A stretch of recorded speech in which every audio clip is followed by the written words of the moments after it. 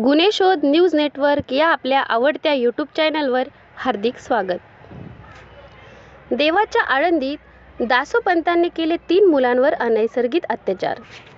वारकरी संप्रदायाला हादरवणारी घटना पुण्यातील देवाच्या आळंदीत घडली आहे. एका महाराजावर बलात्काराचा गुन्हा दाखल झाल्यानं वारकरी संप्रदायामध्ये मोठी खळबळ उडाली आहे.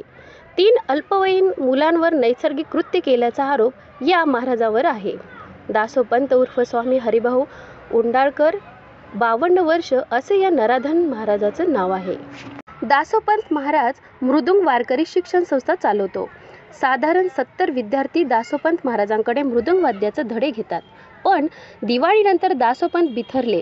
सुरुवातीला एक व्यसनाधीन विद्यार्थ्याला ब्लॅकमेल केलं आणि त्याच्यावर अनैसर्गिक कृत्य केलं. मग त्यानंतर दासोपंत महाराजांमधील हैवान जागा झाला. 3 विद्यार्थ्यांवर मनाची इच्छा पूर्ण करण्यासाठी वेळोवेळी अनैसर्गिक कृत्य करतच राहिले. कोणाला सांगितल्यास बरं वाईट होईल असे त्यानं धमकावले होते. विद्यार्थ्यांनी पालकाला सांगितलं.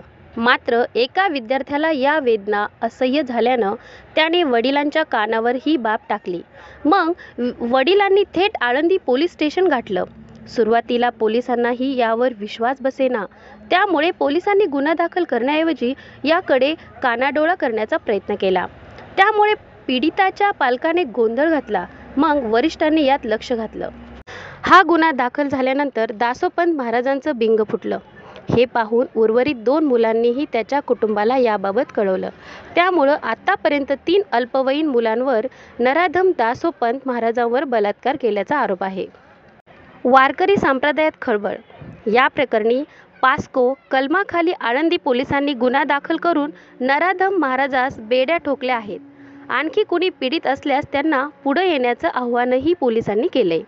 या घटनेमुळं वारकरी संप्रदायात मात्र एकच खळबळ उडालेली आहे.